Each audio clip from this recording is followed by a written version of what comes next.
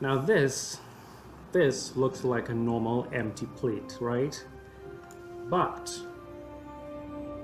is it? Revelio! Revelio indeed.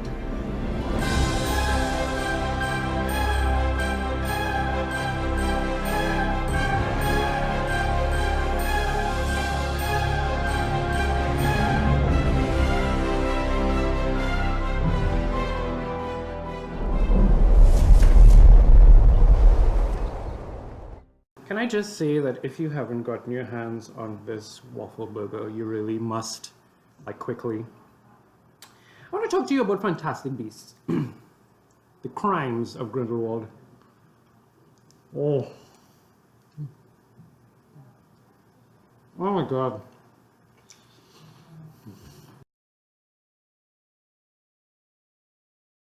Fantastic Beasts and the Crimes of Grindelwald, directed by David Yates and penned, of course, by J.K. Rowling, because, obviously. Once again, we meet up with Eddie Redmayne, who plays Newt Scamander. We're following Credence. We're following Grindelwald. The film itself takes place like about 6 or 8 months. It starts off 6 or 8 months after Fantastic Beasts. If you saw the first movie, you would know that Grindelwald has been captured and he's locked up in Makusa's jail. So, huzzah for that. And then he escapes. And with the escape comes a great deal of stress. We actually have to go down to Paris. And that becomes a thing. I'm going to put on my wand. And that becomes an adventure in itself, to go to Paris and figure out what exactly is going on. Ezra Miller's Credence, he's alive. And there is something about him. Right now he's trying to figure out who he is and all about his past. And we get a hint of that. And there's a big reveal at the end as to who Credence is. I feel like The Crimes of Grindelwald is a mix between Revelio and ridiculous. And for the non-Potterheads in the room, let me put it a different way. This movie may be the last Jedi of the Potter franchise. Shut up. On my waffle burger.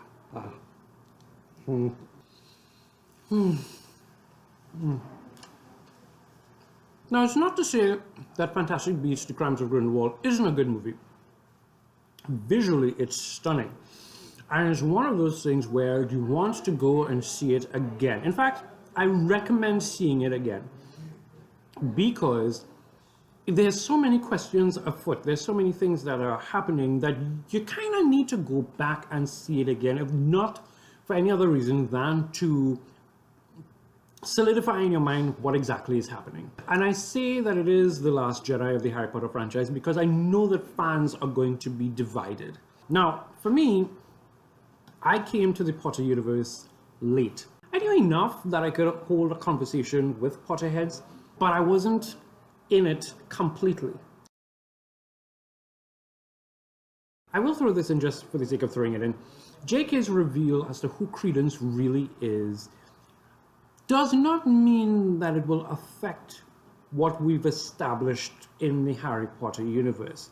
This is a prequel. Prequels can stand out on its own. It's like, again, Star Wars. I didn't really need to hear about midichlorians and all that kind of nonsense.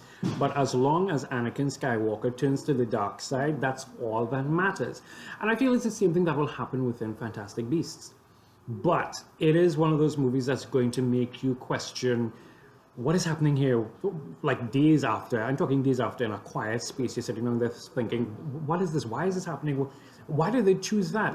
If I had to sum up what my problem is really and truly with Fantastic Beasts, it's not the incredible reveal of who Credence is or anything of the sort. It feels like if it's setting me up for a future story. I don't need that. Like, the movie is telling me, look to Fantastic Beasts 3. I came in to see Fantastic Beasts 2. There were no crimes of Grindelwald. Well, I mean, a few people died, but, you know, even his storyline could have been deeper. I will say there is this, and this is a tiny spoiler, tiny spoiler. He's talking to his followers, and he shows them a vision of the future, and we get to see, like, World War II and the atom bomb and all this kind of stuff. And for a minute, I sat there and I thought, this man could have stopped all of this from happening if we had just let him rule the world. And then I realized that this wasn't real. And that pulled me back. That made me feel like, oh, this could be cool. Even the idea of Dumbledore, we needed a lot more of Dumbledore, especially the way how swagalicious Jude Law made him look. What do you have to say for yourself, Dumbledore? If you'd ever had the pleasure to teach him, you'd know Newt is not a great follower of orders. We needed to get more of that. I would love to get more into the storyline between Grindelwald and Dumbledore. Because if you follow JK, you know that they were more than just friends. They were actually in a relationship. So I want to know more about that. I want to know what drew them together outside of the things that might have been on Pottermore. And I don't feel like I get that in this movie. I'm super healthy. I'm having a salad. See, green leafy vegetables. Seriously, this is really a good burger. What I will say that excites me, outside of the music, because you all know how I love the music, 10 points to the music, 100% with the music. I'm curious to see where we'll go next, because there was a bit of Asia reference in the movie.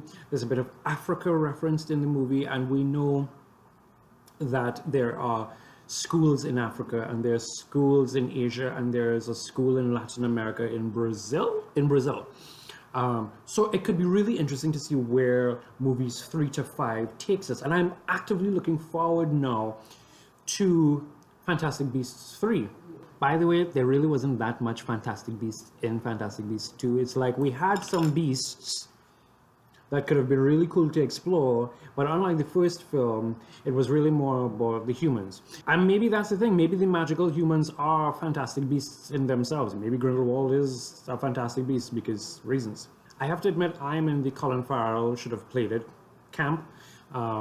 Not just because of everything where Amber Heard and Johnny Depp is concerned or anything of the sort.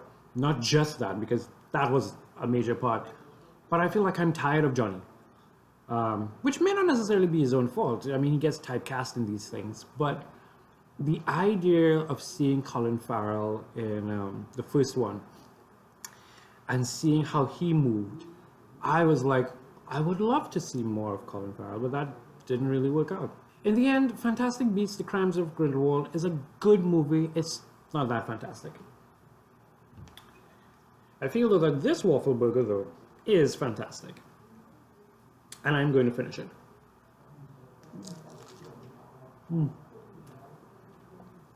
Oh my god, I am so messy.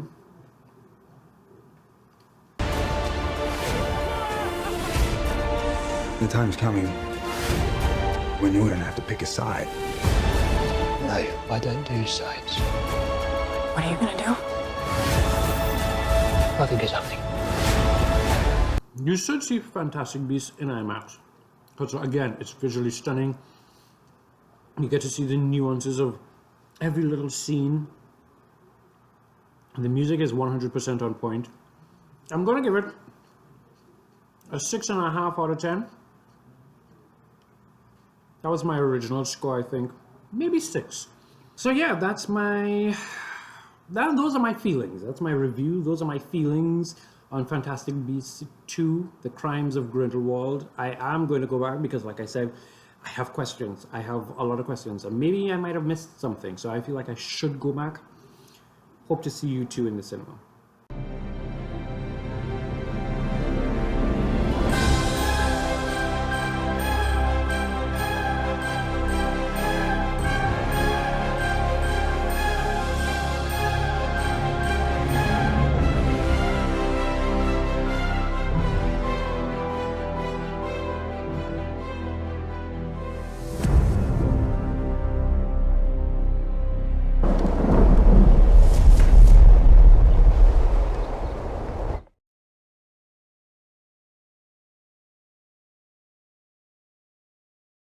The film itself takes place like about...